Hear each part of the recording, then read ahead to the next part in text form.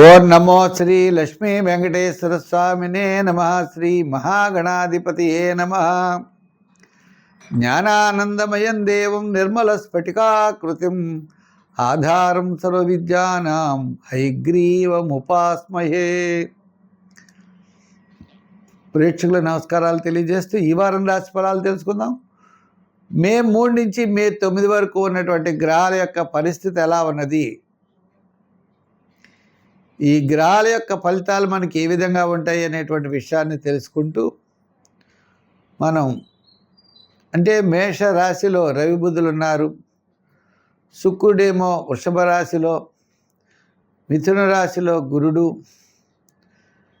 ఇంకా తులా వృశ్చిక ధనుర్రాశుల్లో చంద్రుడు, శని మీనరాశిలో, కుజుడు కూడా మీనరాశిలో, రాహు కుంభరాశిలో ఈ గ్రహాల యొక్క సంచారం ఈ వారం ఇలా ఉన్నది.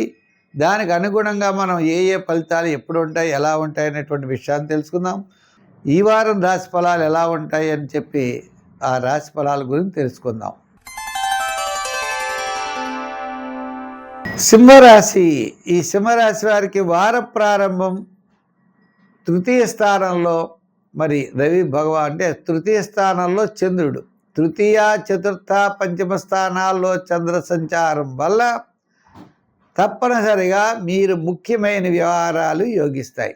వార ప్రారంభంలో వారం మధ్యలో వివాదాలకి దూరంగా ఉండండి. వారాంతం మీ సమస్యల పరిష్కారం అవుతాయి.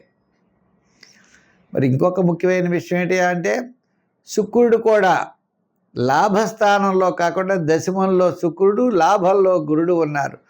శుక్ర గురులు ఇద్దరు కూడా అనుకూలంగా ఉన్నారు. ఇప్పుడు అంటే విందులు వినోదాల్లో పాల్గొంటారు, సౌపుణ్య కార్యక్రమాల్లో పాల్గొంటారు, ఆధ్యాత్మికమైన చింతన పెరుగుతుంది.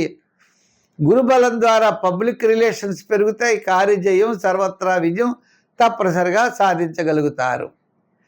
శని ప్రభావం వల్ల కొద్దిగా ఆలస్యం, కొద్దిగా ఇబ్బందులు ఉంటాయి.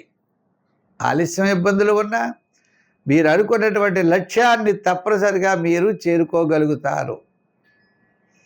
చిన్న చిన్న సమస్యలను పక్కన పెడతారు, విజయం వైపుకి మీరు వెళ్ళగలుగుతారు. మీ ఆలోచన విధి విధానాలు చక్కగా బ్రహ్మాండంగా అనుకూలిస్తాయి. ఉద్యోగపరమైన సమస్యలు తగ్గుతాయి, రాజకీయపరమైనటువంటి ఇబ్బందులు కూడా తగ్గుతాయి. వ్యాపారపరమైనటువంటి ఆర్థిక లావాదేవీలు తప్పనిసరిగా ప్రయోజనాన్ని ఇస్తాయి. ఏదైనా వార ప్రారంభం వారాంతం ముఖ్యమైన నిర్ణయాలు తీసుకోండి, తప్పనిసరిగా విజయం సాధించగలుగుతారు. సంఖ్యల్లో 1, 4, 7 సంఖ్యలు వాడండి. రంగుల్లో ఎరుపు వాడండి. ఆరాధనలో శని భగవానుని బాగా పూజించండి. శనివార నియమం పెట్టుకోండి. ఇలా ఉండగా విద్యార్థులు విదేశీయాన విషయాల్లో, వ్యాపారస్తులు నూతనమైన వ్యాపార ప్రయత్న విషయాల్లో జాగ్రత్తలు తప్పనిసరిగా తీసుకోవాలి.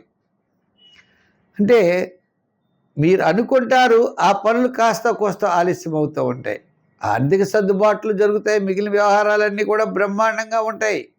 కానీ ఈ సమస్యలు మాత్రం చిన్న చిన్న సమస్యలు మాత్రం మీకు ఆలస్యం అవుతూ ఉంటాయి. చేత వ్యాపార విషయంలో జాగ్రత్తలు తీసుకోండి. కాకికి ఆహారం పెట్టండి, నవగ్రహ ప్రదక్షిణ చేయండి, తప్పకుండా విజయం సాధించగలుగుతారు.